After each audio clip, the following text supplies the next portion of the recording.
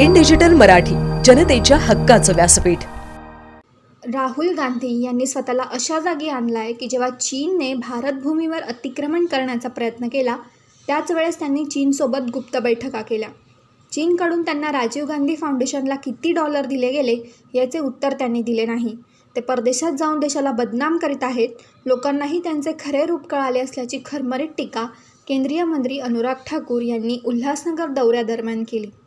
पंतप्रधान नरेंद्र मोदी यांच्या सरकारला केंद्रात 9 वर्ष पूर्ण झाली आहेत। त्यानिमित्ताने केंद्रीय मंत्री अनुराग ठाकूर यांच्या दौऱ्याचे आयोजन केले गेले। अनुराग ठाकूर यांच्याबरोबर आमदार प्रसाद लाड, संजय केळकर, कुमार आयलानी, माजी आमदार नरेंद्र पवार, शशिकांत कांबळे, राजेंद्र वधाऱ्या, जमनू पुरस्वानी, अमित वाधवा आदी पदाधिकारी उपस्थित होते। सकाळच्या प्रहरात अनुराग ठाकूर हे स्वामी शांतीप्रकाश आश्रमाचे प्रमुख देवप्रकाश महाराज, पूज्य चालिया साहेब मंदिराचे ट्रस्टी भगवानजी, साई वसंतशहा दरबारचे साई कालीराम साहेब यांची भेट घेतली। यावेळी मोदी सरकारने हिंदू धर्म वृद्धिंगत होण्यासाठी केलेल्या कामांची माहितीसुद्धा दिली। त्यानंतर झालेल्या पत्रकार परिषदेत त्यांनी ममता बॅनर्जी आणि राहुल गांधी यांच्यावर सडकून टीका केली। अमेरिकेमध्ये राहुल गांधी यांचा प्रोग्राम करणारे लोक नेमके आहेत तरी कोण या संदर्भात वारंवार प्रश्न उपस्थित होत आहे। त्याचे पण उत्तर त्यांनी दिले नाही। तुमच्या मंचावरून राष्ट्रगीताचा अवमान होतो, तुम्ही ते थांबवलं नाही। राहुल गांधी यांचा विदेशी दौरा हा फक्त भारताला अपमानित करण्यासाठी आहे। फक्त हेच कार्य गांधी घराण्याचं आणि काँग्रेसचं राहिलं आहे, ज्यांना देशाने 60 वर्षापेक्षा जास्त सत्ता उपभोगण्याची संधी दिली। राहुल गांधी यांच्यावर केंद्रीय मंत्री अनुराग ठाकूर यांनी सडकून टीका केली। तसेच रेल्वे दुर्घटना एक दुःखद घटना असताना विरोधी पक्ष त्याच्यावर राजकारण करते। ममता बॅनर्जी यांनी देखील त्यांच्यावर राजकारण केलं। त्याही मुख्यमंत्री आणि केंद्रीय मंत्री राहिल्यात, मात्र ममता बॅनर्जी यांच्यात ममता नाही अशी टीका केंद्रीय मंत्री अनुराग ठाकूर यांनी केली। राजनीति किसी को इस पे नहीं करनी चाहिए। आपके कुछ सुझाव है, कुछ सेवा करना चाहते तो आगे आइए। और मुझे दुख इस बात का है कि ममता जी जैसी सीनियर नेता, ममता जी के मन में ममता तो बिल्कुल भी नहीं है। जब उनके अपने राज्य में महिलाओं के साथ अत्याचार, बलात्कार होते हैं, लोगों पर घटनाएं बम फेंकने तक की होती है, वो तो छोड़ दीजिए, लेकिन वो मुख्यमंत्री रहते हुए जब केंद्र में मंत्री भी रही, उनको ये तो पता होना चाहिए कि ये आंकड़े राज्य की सरकार देती है और राज्य की सरकार भारतीय जनता पार्टी की नहीं। क्या इस दुख की घड़ी में भी विपक्ष राजनीति ही करेगा? क्या विपक्ष के पास कोई और मुद्दा राजनीति करने का नहीं बचा? मुझे दुख इस बात का होता है जब ये राजनीतिक दल कभी सर्जिकल स्ट्राइक पर प्रश्न चिन्ह खड़ा करके हमारी सैनिकों पर प्रश्न चिन्ह खड़ा करते हैं। बीजू जनता दल के जो नेता हैं और उड़ीसा के मुख्यमंत्री, उन्होंने फटाफट राहत के प्रयास जारी किए। भारत सरकार ने राहत के कार्य जारी किए, एम्स ने वहां पर राहत कार्य जारी किए, प्रधानमंत्री जी स्वयं वहां पर गए। हमने तो किसी राज्य के ऊपर कोई प्रश्न चिन्ह खड़ा नहीं किया। आखिरकार ये देश के सामने संकट है, सबको इकट्ठे मिलकर लड़ना। ये कोविड के समय भी यही करते रहे। ये कोविड वैक्सीन को भी कहते रहे कि ये भारत की वैक्सीन नहीं लगानी चाहिए। ये क्या सोच है कि आप जहर घोलने का ही काम सदा करोगे, भ्रम पैदा ही करोगे, भय ही पैदा करोगे। ये समय लड़ने का, राजनीति करने का नहीं, ये समय उन लोगों के दुख बांटने का जिन्होंने अपने परिवारजनों को खोया है। तो सैकड़ों लोग आज अस्पताल में अपना इलाज करवा रहे हैं। हम सबको दुआ मांगनी चाहिए, कामना करनी चाहिए ईश्वर से कि जल्द स्वस्थ हो। हमें अपने प्रयास करने चाहिए। इस पर अगर इतने बड़े राजनीतिक लोग अगर राजनीति करेंगे तो दुखद बात है। सर, राहुल गांधी ने ट्वीट करके कहा है कि केंद्र सरकार अपनी जवाबदारी से भाग नहीं सकती। वहीं उन्होंने ये भी कहा है कि प्रधानमंत्री रेलवे मिनिस्टर का इस्तीफा लेंगे। उनकी बयान को ऑफिस करेंगे। देखिए, मैंने इसलिए कहा जवाबदेही से कौन भाग रहा है। हम अपना कर्तव्य निभाने के, रेल मंत्री भी गए वहां, दिन रात एक करके बैठे, उन्होंने अपनी जिम्मेदारी निभाई और प्रधानमंत्री जी भी वहां पर गए, हमारे शिक्षा मंत्री वहां पे गए, स्किल मिनिस्टर गए, हेल्थ मिनिस्टर गए, हमारे सब केंद्र के जो बड़े नेता वहां पर जाने चाहिए थे, सब गए राज्य की सरकार के साथ। हमने बातचीत करके बचाव कार्यों में तेजी लेकर आए। यहां तक कि भारतीय जनता पार्टी हो, राष्ट्रीय स्वयंसेवक संघ हो या अन्य ऐसे संगठन हो जो राजनीति में नहीं भी है लेकिन सोशल सर्विस में है, उन्होंने भी अपना बहुत बड़ा योगदान दिया। मैं उनका धन्यवादी हूं। वो तो राजनीति करने नहीं है तो मदद देने गए। और राहुल जी कृपया करके राहुल जी, आप अपने आप को उस श्रेणी में लाके आपने खड़ा कर दिया है कि जब चीन की सेना ने अतिक्रमण करने का प्रयास किया तब आप चीन के अधिकारियों के साथ गुप्त बैठक कर रहे थे। आपने आज तक भारत को उसका जवाब नहीं दिया। चीन से आपके राजीव गांधी फाउंडेशन में कितने डॉलर लिए गए, आपने उसका आज तक जवाब नहीं दिया कि क्यों लिए। अमेरिका में आपके प्रोग्राम को करवाने वाले कौन हैं, ये बार बार प्रश्न चिन्ह खड़ा होता है, आपने उसका जवाब नहीं दिया। आपके मंच से राष्ट्रगान का अपमान होता है, आपने रोका नहीं। उसी सभा में भारत के खिलाफ नारे लगते हैं, भारत विरोधी ताकतें और मुखर होती हैं, राहुल गांधी बोले नहीं। तो क्या राहुल जी का विदेशों में जाना केवल भारत को अपमानित करना, भारत के बारे में प्रश्न चिन्ह खड़ा करना और भारत को नीचा दिखाना, क्या केवल यही कार्य रह गया उस पार्टी और उस परिवार का जिसको देश ने आजादी के बाद 60 साल से ज्यादा राज करने का अवसर दिया?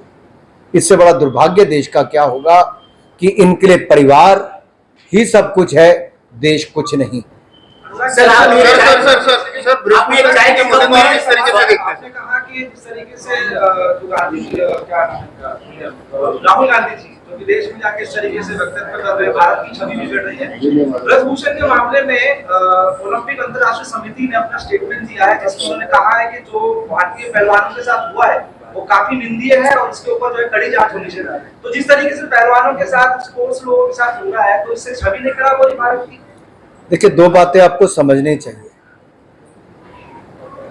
2014 से पहले जितना खेलों पर बजट था उससे 3 गुना ज्यादा मोदी सरकार में target Olympic podium scheme Modi सरकार लेकर आई, जहां पे खिलाड़ी का बोर्डिंग, लॉजिंग, ट्रेनिंग यानी कि रहना, भोजन, ट्रेनिंग, देश विदेश में सारा खर्चा मोदी सरकार वहन करती है और 6 लाख रुपया यानी कि 50,000 रुपया महीना जेब खर्च अलग से देती है।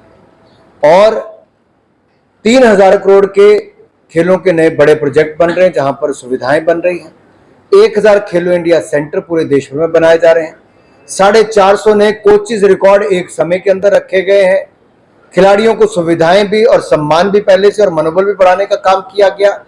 और साथ ही साथ जब खिलाड़ियों ने किसी के ऊपर आरोप लगाए, हमारी सरकार ने सबसे पहले उस पर कदम उठाया। मैंने व्यक्तिगत रूप से उनसे मिला भी, कमेटी का गठन भी किया। कमेटी की रिपोर्ट आने के बाद आयोग के सब कमेटी भी बना दी, पुलिस को रिपोर्ट दे दी, पुलिस ने FIR दर्ज करके जांच भी कर दी और सुप्रीम कोर्ट तक भी हमने कहा कि जांच जल्द होकर पूरी करेंगे, चार्जशीट दायर करेंगे। और मुझे पूर्ण विश्वास है दुनिया का कोई भी देश होगा, कोई भी संस्था होगी, उनको इतना पता है कि law of the land prevail और देश का कानून अपना काम कर रहा है। जांच निष्पक्ष होगी, जल्द पूरी होगी, चार्जशीट दायर होगी और जो कार्रवाई जो उसमें पाया जाता है उसके अनुसार होगी। अर्थसंकल्प जो आपने अभी दिया है इसमें पेज क्रमांक 2, पेज क्रमांक 3, पेज क्रमांक 4 और पेज क्रमांक 5 महत्वपूर्ण कामकाज महिलाओं के लिए 50 छात्र और महाराष्ट्र का भाई, मैं 9 साल मोदी सरकार की बात चलिए महाराष्ट्र में शिवसेना सांसद श्रीकांत शिंदे ने कहा है कि जितने शिवसेना के सांसद थे उतने ही शिवसेना के सांसद आगे भी होंगे। कल्याण लोकसभा के सीट का क्या होगा और अन्य सीटों का क्या होगा? बीजेपी लड़ेगी या कमल के चिन्ह पे लड़ेगी? देखिए, भारतीय जनता पार्टी है जो NDA का गठबंधन है बहुत मजबूत है। मैं जितनी बार यहाँ पर आया आप सबने कई बार प्रश्न चिन्ह किया, थाने का क्या होगा, कल्याण का क्या होगा, साउथ सेंट्रल मुंबई का क्या होगा, फलाने का क्या होगा। सर, कल्याण लोकसभा या अन्य जो लोकसभा की सीटें हैं, श्रीकांत शिंदे कह रहे हैं कि शिवसेना के ही उम्मीदवार वहां से इलेक्शन लड़ेंगे, लेकिन ये बात साफ नहीं हो रही कि क्या कमल पे लड़ेंगे या अन्य किसी चिन्ह पे लड़ेंगे, क्या होगा सर? देखिए, गठबंधन है 2 दलों का जो महाराष्ट्र में सरकार चला रहे हैं और भविष्य में जब 2024 का चुनाव आएगा तब भी इकट्ठे मिलकर लड़ेंगे पूरी ताकत के साथ और पूरी सीटें जीतकर मोदी जी को 2024 में प्रधानमंत्री भी बनाएंगे। महाराष्ट्र का एक बहुत बड़ा योगदान होगा और ना ये आप तय करेंगे, ना अनुराग ठाकुर तय करेगा। ये दोनों पार्टियों के जो शीर्ष नेता है वो गठबंधन में तय करते हैं कौन सी सीट पे कौन लड़ेगा और कौन उम्मीदवार होगा। वो मार्च 2024 में जब समय आएगा मैं आपके सामने फिर आऊंगा और इस बात का जवाब दूंगा। सर ऐसा कहा- सर, भाई जिसने एक सवाल पूछ लिया अगले को ऑप्शन। शिवसेना के 16 सीट है, वो 16 सीट उनको देंगे क्या? भाई ये ना आप ना मैं तय करूंगा, पार्टी के दो वरिष्ठ नेता या हमारी पार्टी तय करेगी। और वो समय 2024 में आएगा, वो आज समय नहीं है। और अगर हम लोग सारे काम विकास अगर इकट्ठे मिलकर कर रहे हैं तो निर्णय भी इकट्ठे मिलकर उस समय कर ही लेंगे। 9 साल की उपलब्धियां, मोदी सरकार की 9 साल की उपलब्धियां कर्नाटक में बीजेपी को कहीं न कहीं का सामना करना पड़ेगा। आने वाले आगामी चुनाव जैसे एमपी हो, राजस्थान में, क्या ये उपलब्धियां जो गिनाई जा रही है उसमें तेजी ला रही है? तो क्या बीजेपी को डर लग रहा है कि अगर ये नहीं गिनाएंगे तो आने वाले चुनाव में बीजेपी को फिर से कहीं उसका मतलब असर ना गिरे? नहीं, ऐसा बिल्कुल नहीं है। ऐसा नहीं कि लोगों को उपलब्धियों को पता नहीं। अब आप पत्रकार हैं, आपको तो सब कुछ पता होगा, लेकिन आपके अखबार में सब कुछ छपा नहीं। क्या हो सकता है कुछ बातें मैंने ऐसी बताई हों तो शायद आपके ध्यान में ना हो। मान लीजिए सेंगोल है, हो सकता है आप सबको पता हो कि सेंगोल का इतिहास क्या रहा, पता था। नया संसद भवन बना तो हमने नए भारत की बुलंद तस्वीर, नए संसद भवन, अपनी उपलब्धियां इन सब के माध्यम से भी रखी। बड़ी अर्थव्यवस्था भारत बने उस दिशा में भी आगे बढ़े। भारत की नई तस्वीर, बुलंद तस्वीर, लेकिन परंपराओं को भी हम उसी तरह से निभा रहे हैं। नेहरू जी को तो दिया था सेंगोल परंपरा निभाने के लिए, लेकिन बाद में कांग्रेस ने रख दिया नेहरू जी की छड़ी कह के म्यूजियम में। लेकिन मोदी जी ने परंपरा निभाई। इसलिए मैं कहना चाहता हूं ये क्या ना 9 साल का कार्यक्रम, हम लोग संपर्क से समर्थन मांग रहे हैं। इसलिए कभी किसी डॉक्टर के यहाँ जाके, किसी उद्योगपति के जाके, किसी ट्रेड यूनियन के नेता के यहाँ जाके, किसी फिल्म स्टार के जाके, किसी खिलाड़ी के जाके, समाज के अलग अलग लोग जो इन्फ्लुएंसर्स हैं, जिनके कहने से 10-20-50 वोट मिलते हैं, उनका अपना वोट भी बहुत महत्वपूर्ण, सबका ही होता है वोट महत्वपूर्ण, हर व्यक्ति का वोट महत्वपूर्ण है। तो हम रीच आउट कर रहे हैं। तो सर विस्थापन एक बहुत बड़ी समस्या है। संपर्क किया लोगों से, तो उसमें क्या महसूस किया? बहुत लोग गर्व महसूस करते हैं। जो लोग विदेश जाते हैं उनको तो लगता है कि पहले भारत की कभी ऐसी छवि नहीं थी जो अब छवि बनी है। लोगों को लगता है कि हम उस संकट से निकले जहां 100 सालों में ऐसी महामारी देखी नहीं थी। अगर ये नेतृत्व ना मिलता तो शायद हम महामारी के संकट से ना निकल पाते। ये लोगों की भावना है। देखो, लोगों को ये भी लगता है कि कहने के तो पिछली सरकारें कहती थी जल ही जीवन है, और पूरा जीवन ही निकल गया जल लाने में। अब जिसके नलका लग गया उसके लिए वही बड़ी बात है। जिस बहन के पास शौचालय नहीं था, सुबह 5 बजे से पहले उठ के शौच करने जाना पड़ता था और शाम को सूरज छिपने का इंतजार करना पड़ता था, उसके लिए तो कम्युनिटी टॉयलेट हो या इंडिविजुअल टॉयलेट हो, उसके लिए वो भी बड़ी बात है। आप देखिए सामान्य व्यक्ति के जीवन में क्या बदलाव आया। मान लो 4 करोड़ लोगों को पक्का मकान मिला, 12 करोड़ को शौचालय मिला, या रसोई गैस का सिलेंडर मिला, पानी का नलका मिला। इनका दिन का 1/4 से ज्यादा हिस्सा केवल इन चीजों को लाने में लग जाता था। उनके जीवन में कितना बड़ा बदलाव है जी, हम इस आलीशान हॉल के अंदर नहीं समझ सकते। वो जमीन पे जाके ही पता चलता है साहब। सर विद्या पर कहीं ज्यादा खर्च किया गया 9 सालों में, जिस तरह से पंतप्रधान या फिर बिल्कुल भी नहीं। बिल्कुल, आपने कौन सी ऐड देखी बताओ? महाराष्ट्र में भी विपक्ष ने आरोप लगाया था नाना पटोले ने कि विज्ञापन पे ज्यादा खर्चा किया गया, अब जो जनता का पैसा है वही खर्चा किया गया। इस बारे में मैं बड़ा स्पष्ट करना चाहता हूं कि आरोप बिल्कुल झूठे हैं, ना इसमें कोई तथ्य है। केवल बोलने के लिए बोल दो वो कार्य किया है, इसमें कुछ भी सच्चाई नहीं। मैं आपको बताऊं, अभी आप पिछले कुछ दिन के पेपर उठाए तो एक राज्य के 6 पेज है फ्रंट पेज। मोदी सरकार का कहाँ है जी? कुछ भी नहीं। सर ये कब टाइम में मेक इन इंडिया और स्वच्छ भारत नजर आया जो आपने अभी उसका स्वाद भी लिया? देखिए, मैं तो उस युवा को अभिनंदन भी करना चाहता हूं, धन्यवाद भी, जिन्होंने एक ऐसा प्रोडक्ट निकाला है जहां पे आप चाय पी के उस कप को भी बाद में खा सकते हो, यानी कि कूड़ा भी नहीं होगा और स्वाद का स्वाद होगा। तो जो ऐसी स्टार्टअप्स हैं, ऐसे कई और अब एक को देख के और प्रोडक्ट ला सकते हैं, जिससे कूड़ा करकट भी कम होगा, कचरा भी कम होगा और स्वच्छता अभियान को भी बल मिलेगा। सर, एक विस्थापन की समस्या है अनुराग जी। उत्तर प्रदेश में योगी आदित्यनाथ की सरकार आरक्षित भूखंडों पर बने अवैध निर्माणों पर बुलडोजर चला रही है। उल्लासनगर में नगर पालिका के दौरान बहुत बड़े पैमाने पर शहरवासियों के लिए उनकी सुविधा के लिए आरक्षित भूखंड दिया गया था। राज्य का विषय उनको तय करना। चलिए आगे।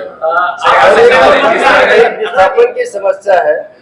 अकेले कल्याण संसदीय क्षेत्र में सरकारी जमीनों पर करीब 3 लाख झोपड़पट्टियां हैं और अधिकांश जो सेंट्रल गवर्नमेंट की जमीनों पे और विकास के लिए उनको उजाड़ा जा रहा है। तो कुछ इसके बारे में विकल्प बताएंगे क्या? विस्थापन बहुत बड़ी समस्या है। कल्याण संसदीय क्षेत्र में 3 लाख से ज्यादा झोपड़पट्टी वासी। ये राज्य का विषय, इसमें कोर्ट के भी कई जगह निर्णय होते हैं जहाँ पे सरकारी भूमि पर कब्जे को छुड़ाने के लिए कोर्ट के आदेश भी होते हैं। सर, एनसीपी के नेता जितेंद्र आवारा ने अभी फिलहाल सिंधी समाज के लिए जो शब्द कहे थे उसके बारे में कुछ लोगों की आदत है दूसरों को अपमानित करना, और सिंधी समाज के बारे में जो शब्द कहे गए उसको कोई भी समाज स्वीकार नहीं कर सकता। उसकी निंदा करनी चाहिए और उनको जल्द से जल्द पूरे समाज से माफी मांगनी चाहिए।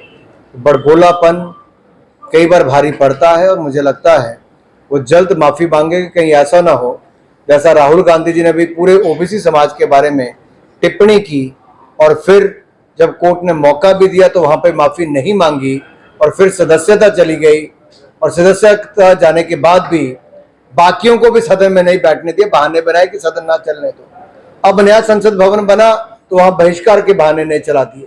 तो इससे पता चलता है कि ये कुछ लोग हैं जो समाजों का अपमान करने का काम करते हैं। ऐसा नहीं करना चाहिए इनको।